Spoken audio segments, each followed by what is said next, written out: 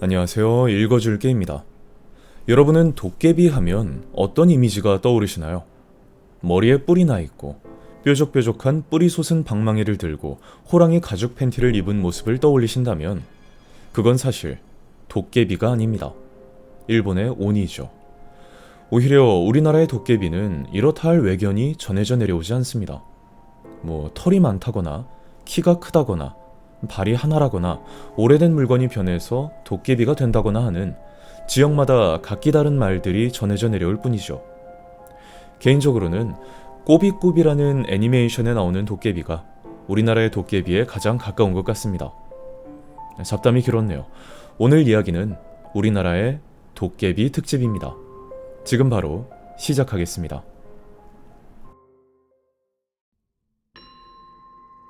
할머니가 시집 오시고 아들들을 낳으셨을 때 얼마 안 돼서 6.25 전쟁이 터졌대. 휴전까지는 어떻게 잘 버텼는데 휴전을 하고서도 남아있는 빨치산들이 활개를 치고 다녔다지. 60년대가 되어서야 겨우 전부 소탕됐을 정도라고 해. 빨치산들은 종종 근처 마을들을 습격해서 약탈을 일삼았고 마을 청년들을 납치 혹은 회유하여 빨치산에 합류시키기도 했대.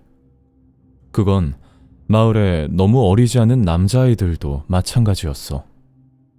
어느 날 할머니가 옆마을을 다녀오셨는데 글쎄 할머니네 마을에 난리가 났더래. 빨치산들이 이제는 할머니 마을에까지 나타났었던 거지. 몇몇 남자들은 빨치산한테 끌려가거나 자진 합류했고 그중 남자아이들이 일부를 제외하고 다 사라졌었다고 해. 그 사라진 남자아이들 중에는 당연히 할머니의 아들들도 포함되어 있었어. 할머니가 울면서 이걸 어떡하냐 소리를 지르시다가 결국 혼절하셨대. 그러다가 꿈을 꾸셨는데 어떤 덩치 크고 털 많은 아저씨가 덩실덩실 노래를 부르면서 춤을 추고 있었대. 아저씨는 그 큰 얼굴에 달린 큰 눈으로 할머니를 노려봤고 큰 보폭으로 다가와서 할머니의 뺨을 엄청 세게 때리고는 다시 덩실덩실 춤을 추더래. 할머니는 그제서야 이건 사람이 아니라 도깨비인 걸 알았다고 하셨어. 도깨비한테 사정을 말하니까 도깨비가 대답을 했대.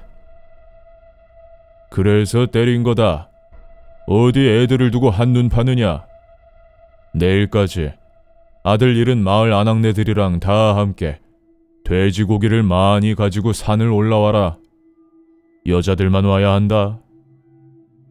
할머니는 아들 잃은 마을 여자들한테 꿈 이야기를 했고 머슴까지 두고 있었던 마을의 지주 할아버지가 도움을 줘서 메밀묵, 돼지고기, 막걸리 등을 다 준비해 주셨다고 해. 할머니랑 여자들은 그 무거운 것들을 들고 겨우 산을 올랐다지. 그러다가 다들 목이 너무 말라서 근처 개울가에서 목을 축이고 가기로 했는데 사라졌던 남자애들이 다 그곳에 쓰러져 있던 거야. 도깨비가 아이들을 지켜줬구나 싶어서 음식들을 다 개울가에 풀어두고 아이들을 데리고 마을로 내려왔지. 그리고 아이들에게 어찌된 일인지 물어봤더니 이런 대답을 들은 거야. 빨치산들이 마을로 내려왔다. 남자아이들을 잡아먹는다는 소문이 있어서 우리 모두 산으로 도망쳤다. 그런데 도망친 산속에도 빨치산들이 있더라. 숨죽이며 숨어 있었고 그 이후에는 기억이 나지 않는다. 다행히 소동이 끝나고 또 빨치산이 마을에 들어오는 일은 없었고 마을 부근에 자리 잡았던 빨치산들은 국군에 의해서 정리가 됐다고 해. 안타깝게도 마을에서 끌려가셨던 분들은 모두 사망하셨지만 어린내가 이 이야기를 듣고서 신기해하니까 큰아버지가 산속의 어떤 개울로 나를 데려가신 적이 있어. 그리고 그 개울이 남자아이들이 다 사라졌던 개울이라고 했지. 마을 출신의 남자들은 다 빨치산 개울 혹은 도깨비 개울이라고 부른다고 하시더라. 지금은 마을에 있는 교회로 사람들이 몰리지만 교회가 없던 시절만 해도 동네 할머니들은 다 무언가를 빌어도 도깨비 신에게 빌었을 정도였다고 알려주셨어. 이런 이야기를 들으면 도깨비가 절대로 악한 존재는 아니구나 싶기도 해. 나중에 할머니한테 들었던 썰 같은 게 있으면 또 가져올게. 네, 여기까지입니다. 보셨죠? 덩치 크고 털 많은 아저씨. 물론 그냥 출처가 불분명한 이야기입니다만 우리나라 도깨비 이야기는 확실히 일본의 오니 이야기와는 결이 좀 다르긴 합니다. 이야기가 너무 짧은 관계로 또 다른 도깨비 이야기 바로 시작하겠습니다. 내가 8살 때의 일이야. 그 당시 우리 집은 아무락이 그지없었어. 대대로 경영하던 포목상을 접고 조상님들 별 낯이 없다며 시리에 빠져 술로 나를 보내던 할아버지는 어느 날 주무시듯 돌연히 가버리셨고 얼마 지나지 않아 할머니도 뒤를 따르듯 조용히 떠나셨어. 아직 어린 나이라 나는 할머니가 돌아가셨다. 그러니까 죽었다는 걸 몰랐어. 죽음이란 개념을 몰랐던 거지. 돌아가시기 전날 언제나처럼 나를 불러 무릎에 앉히고는 네가 이 집 장손이니 정신 차리고 어머니 아버지 잘 도와드리라며 머리를 쓰다듬어 주시던 그 말이 유언이 될 줄이야. 아버지는 슬퍼하고만 있을 수도 없으셨을 거야. 장사를 그만두었으니 나와 2살 위의 누나 그리고 또 동생을 가진 어머니를 어떻게 먹여 살릴지 막막하셨겠지. 더구나 집을 팔아서 포목상을 정리할 때 들었던 빚을 갚고 나면 곧 5 식구가 될 가족이 갈 곳을 찾아야 했어. 그런 아버지에게 돌아가신 할아버지의 오랜 친구분이 찾아오셨대. 여기서 멀리 떨어진 곳이긴 하지만 값도 아주 싸고 좋은 집이 하나 있다는 거야. 썩은 동아줄이라도 부여잡고 싶었던 아버지는 두말 없이 그분을 따라 나섰대. 현재 서울 모처에 있는 그곳은 그 당시 허허벌판이나 다름이 없었어. 집은 꽤나 크고 깨끗했고 가격이 헐값이나 거저없는 가격이라고 하셨어. 아버지는 놓칠세라 재빨리 이 집을 사셨지. 며칠 뒤 할아버지 친구분은 이사 준비를 시작한 우리 집에서 술을 마시며 귀띔을 해주셨어. 사실 그 집은 도깨비 터에 지어진 도깨비 집이라는 거야. 도깨비 집은 집주인이 잘하면 주인을 부자로 만들어주지만 주인이 제 분수를 모르고 헛되이 살면 주인의 가세를 기울게 해 주인을 내친다고 해. 허나 아무리 선량하고 좋은 주인이라도 그 주인은 딱 10년만 그 집에 머물 수 있고 10년이 지나면 새 주인이 들어오게끔 주인을 내쫓는다나 뭐라나. 전 주인이 도깨비터라는 말을 듣고 그 땅을 사 거기에 집을 지었는데 돈을 좀 만지게 되자 도박판을 전전하고 기생을 데려와 축첩을 하자 4년이 채 안 되어 집이 망하고 종손이 급사하여 그 집을 팔고 떠났다고 하더라고. 주변 사람들은 전 주인이 도깨비한테 쫓겨난 것이라고 하대. 아버지는 그 말을 듣고 술김에 그저 웃기만 하셨어. 노인의 부질없는 이야기로 흘려버리기엔 한편으로는 새 집에서 그것을 시험해보고 싶으셨다고 하셨지. 더 이상 갈 곳도 없었으니 현명한 선택이신 거였지 뭐. 새 집에 오고 나서 어머니는 이상한 꿈을 꾸었다고 하셨어. 꿈속에서 이상하게 얼굴을 알아볼 수 없는 키가 엄청나게 크고 덩치도 큰 사람이 다짜고짜 안채문을 열고 들어와서 갑자기 어머니한테 만며느리야, 이제 너 집안이 실 장사는 운이 다 했으니 먹는 장사를 해라. 사람이 헐벗어도 서럽지만 굶는 게 더 서럽지 않겠니? 하더니 갑자기 여닫는 서랍도 없는데 온 집안 문짝이란 문짝들이 쾅 하고 일제히 닫히더래. 그 쾅 소리에 깬 어머니가 아버지에게 꿈 이야기를 했더니 아버지가 그렇잖아도 밥 장사하자고 하려고 했더니만 잘 되려나 보다 하고 좋아하셨어. 아직 밥 장사를 제대로 시작할 여력이 안 되어서 어머니가 새벽마다 두부를 만들어 아버지가 내다 팔았는데 이상하게도 두부가 단 하루도 빠지지 않고 잘 만들어졌고 또 잘 팔렸지. 옛날에는 일일이 불을 떼어 요즘처럼 화력이 일정치 않아서 자칫 끓이다 거품이라도 잘못 생기면 두부가 잘 만들어지지 않고 쉬어버리는 일이 잦았어. 두부는 만들기도 어려워서 옛날부터 양반 음식이라 했으니까 난이도는 말 다 했지. 그런데 새집에 와서는 콩을 불려 두부를 만들면 백발백중, 실수하거나 상하는 일이 없이 두부가 어찌나 잘 만들어지는지. 아버지는 늘 남들보다 가장 이른 시간에 장에 나가셨고 누구보다 빨리 두부를 몽땅 팔고 들어오셨어. 인근에 두부가 너무나 맛있다고 소문이 나서 우리 집에 두부 만드는 법 좀 알려달라고 아주머니들이 찾아오기도 했지. 남다른 요령도 없다며 손사래를 치는 어머니의 환한 얼굴이 가장 많이 기억나는 나에 비해 훗날 시집도 못 가고 20살에 손말명, 그러니까 처녀 귀신이 된 누나는 부뚜막 위에 치마 속 고쟁이를 다 내어놓고 걸터앉아 눈만 마주치면 희쭉희쭉 웃는 얼굴 붉은 아주머니가 제일 많이 기억난다고 하더라고. 아주머니인지 할머니인지 애매한 얼굴에 부엌을 휘적휘적 돌아다니며 아무것도 들지 않은 빈 솥뚜껑이며 그릇들을 수시로 만지작거리고 밥을 하거나 물을 끓이면 뜨겁지도 않은지 그 솥뚜껑 위에 앉아서 벙싯벙싯 웃기만 했대. 나는 나중에야 그 아주머니가 조왕신이었구나 했지. 시간이 흘러 어머니 뱃속에서 무럭무럭 자라던 동생이 태어났어. 동생이 태어난 후 아버지는 두부 장사는 접고 본격적으로 밥 장사를 시작하셨어. 바깥에 건물을 트고 부뚜막을 하나 더 만든 뒤 그 앞으로 담장을 치고 밥상을 여러 개 놓았지. 밀려드는 손님을 더 이상 어머니 혼자 힘으로는 감당을 할 수 없어 일을 도와주는 아주머니들을 셋이나 썼는데도 그들은 해만 떨어지면 녹초가 되고 나셨어. 어머니도 애 낳은 지 얼마 안 된 몸에 많이 힘드셨겠지. 늘 바쁜 어머니를 대신해 누나는 학교에서 돌아오면 아기 동생을 업었어.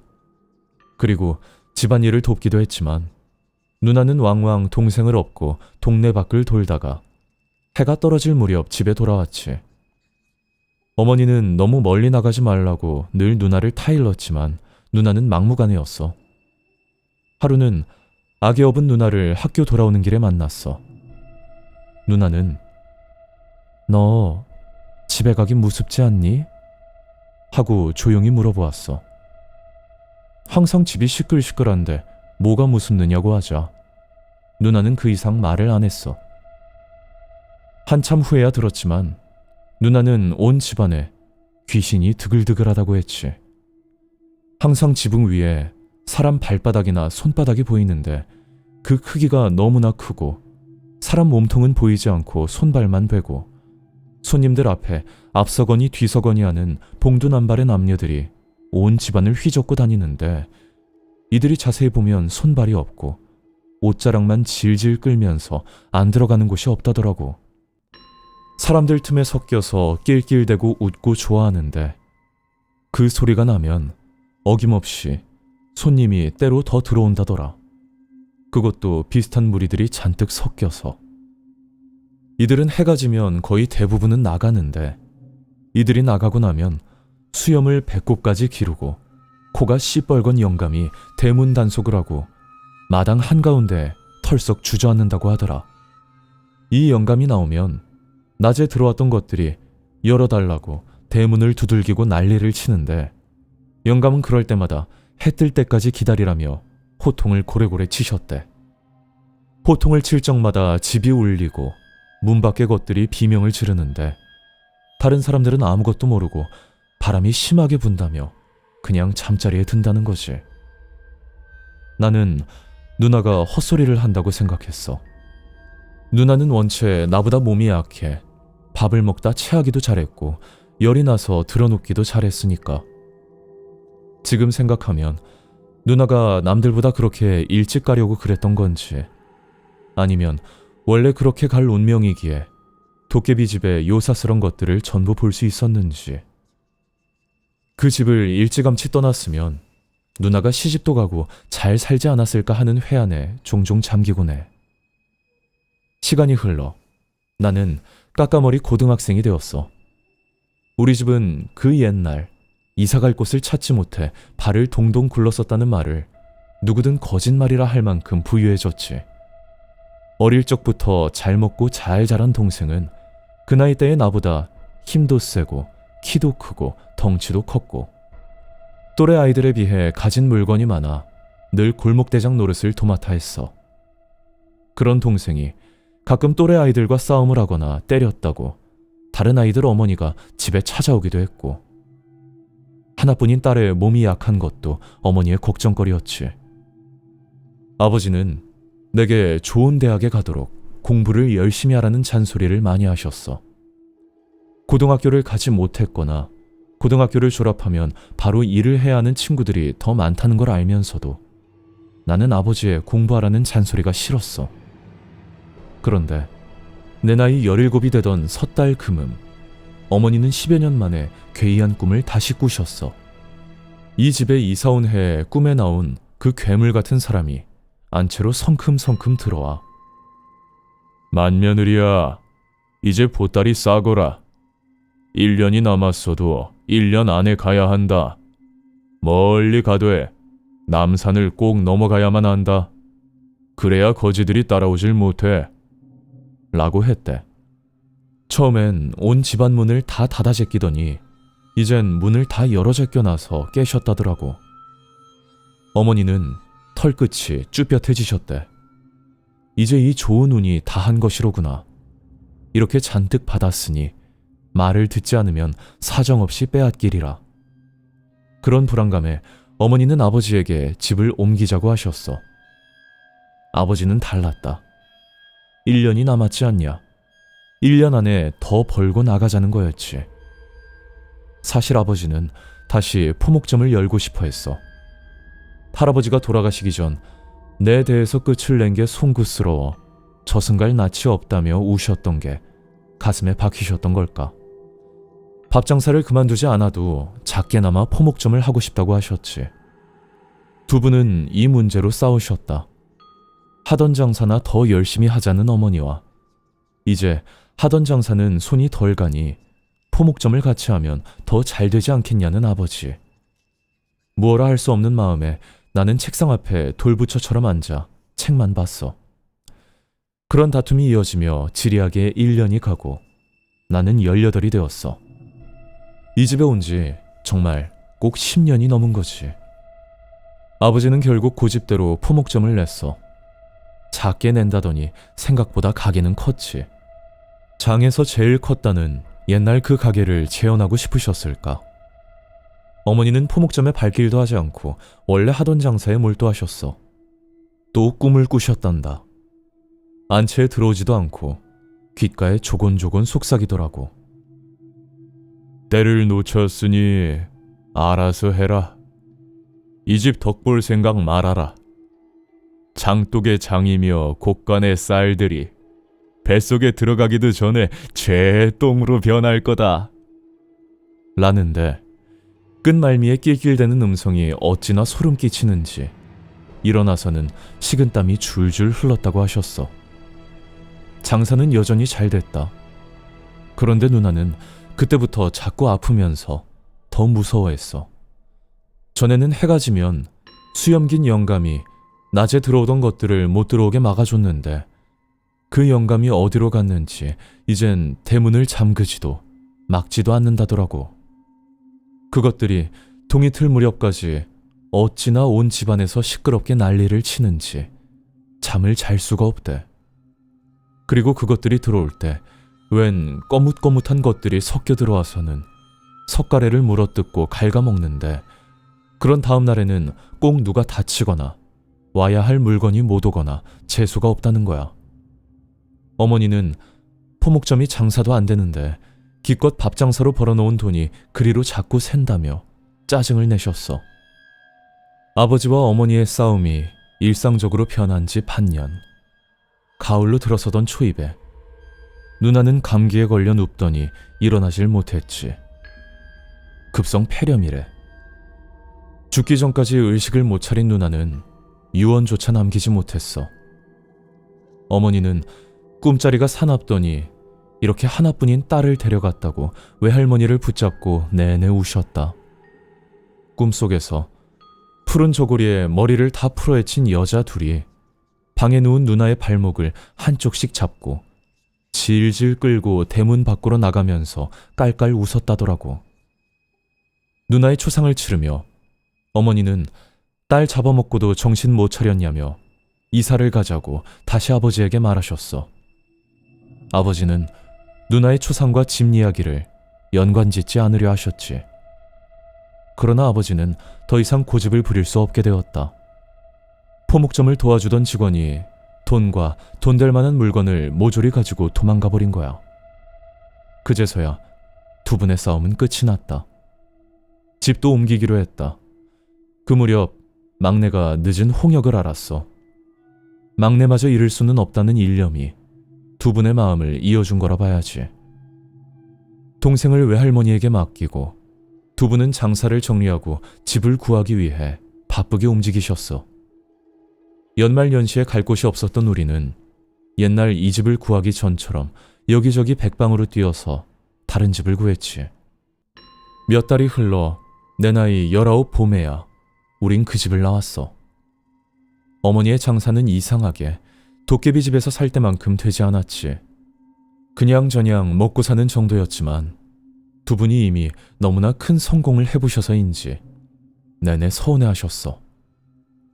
아버지는 돌아가시기 전까지 은근히 도깨비집을 그리워하셨어.